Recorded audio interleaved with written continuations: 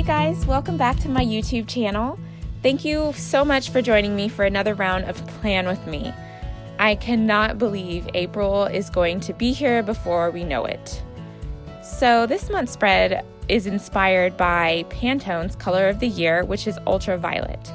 I have been a fan of purple since I was a kid, so I was really happy to see that Pantone chose it to be the color of the year.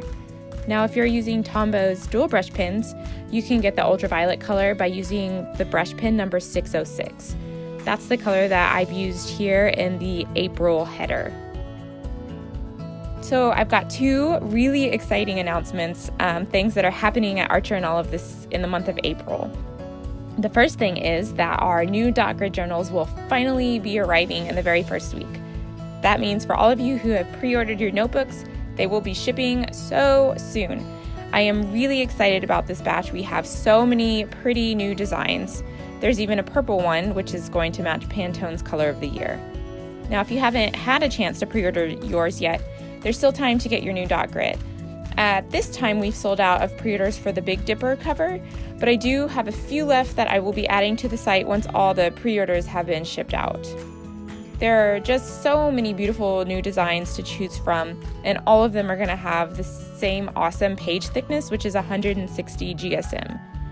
And the exciting part is that our new books, they are now going to come with 2 placeholders. So that's really important to me because I often need to bookmark more than one page. And then the second exciting announcement is for all my fellow Austinites. Archer and Olive will be selling notebooks and sketchbooks at 2 markets this month. If you're a local and you have been wanting to see these notebooks in person, this is a really great opportunity to come check them out. The first market we will be attending is going to be the Craft Her Market, which is on Sunday, April 15th.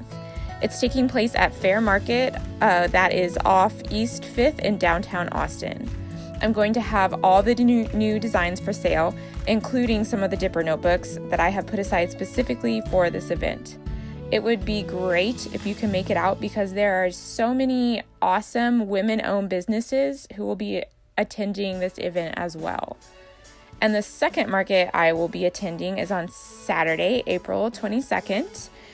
No, that's Sunday, April 22nd, and it's going to take place at South Congress Hotel.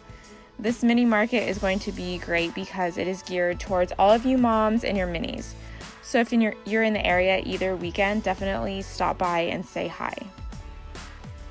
Now this month I have decided to stick with the same calendar layout as my March spreads.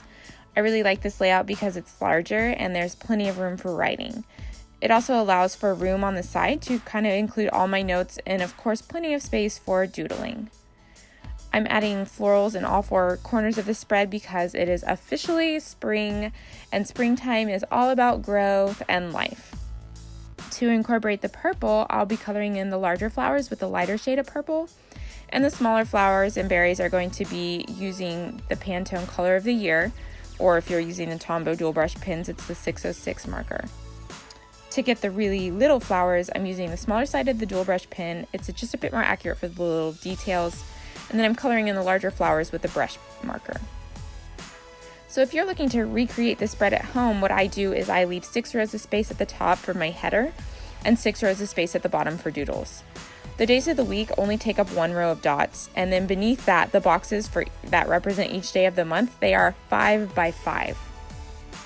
Then I've got my notes box on the side, which has 1 row at the top for a heading, and the area for writing notes in is 7 by 25. I like to include the dates in the very top right squares of each box. To write that small, I recommend using a pen tip that is size 01 or smaller. Now, kind of a side note, I think it's really nice how April started on a Sunday this month. It always looks so nice and clean when the top row is completely filled out. I cannot stand when a month starts on like a Saturday and then it's 31 days long, so you have that extra like 2 boxes of days at the bottom there, so you always have to end up splitting a few boxes and it just doesn't look clean. Maybe that is just me and I'm the only weirdo who feels that way, but I like it when it is just nice and clean and fits well. So here again, I have a page for all my notes and a page for my goals.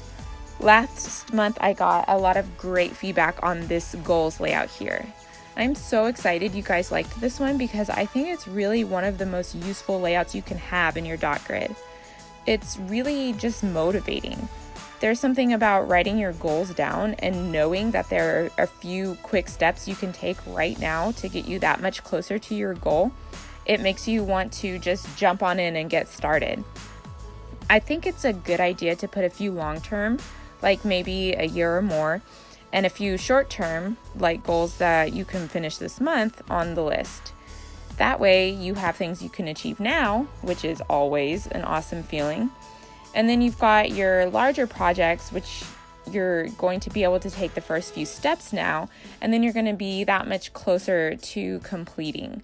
Having those goals to keep looking forward to keeps you motivated and it keeps you going. Now, if you're looking to recreate this layout at home, I have a really awesome dot grid course, which goes into depth on how to both use and create this spread. But if you're just quickly trying to create it, what I do is I leave 5 rows at the top for my header, and then I draw one large box, which is the entire width of the page, and it leaves about 2 rows blank there at the bottom. Then I use the first row for writing my headers, and after that I'm breaking this box up into 5 smaller boxes. They're the entire width of the page, and they are 6 boxes tall. And then I've got that vertical line which goes down the middle. Well, really it's more towards the left-hand side of the page. It just depends on how much area you want for writing those goals. And then the boxes on the right-hand side are all split up into 3 equal boxes, which are each 2 squares high. Again, if you're interested in in-depth instructions on how to create this layout, I do have a course that covers this. And I believe there's 21 other layouts that it covers as well. I will be opening that course back up again in the summer, so definitely, if you are interested in learning more, keep an eye out for it. So this month, I'm going to be creating my weekly layouts just a little bit differently than last month. What I'm going to do is I'm going to have a title up there in the top left corner, and the rest of the page is basically going to be for tasks, notes, and lists. So the decoration on this page is really going to be kept to a minimal. But I am a person who really likes that minimalistic look. I think there is just a real art to simplicity. Getting something simple to look nice takes a lot of skill. Now, to get these flowers so small, again, I'm using the Tombow Mono Drawing Pen in a size 01. Little illustrations are probably my favorite thing to do.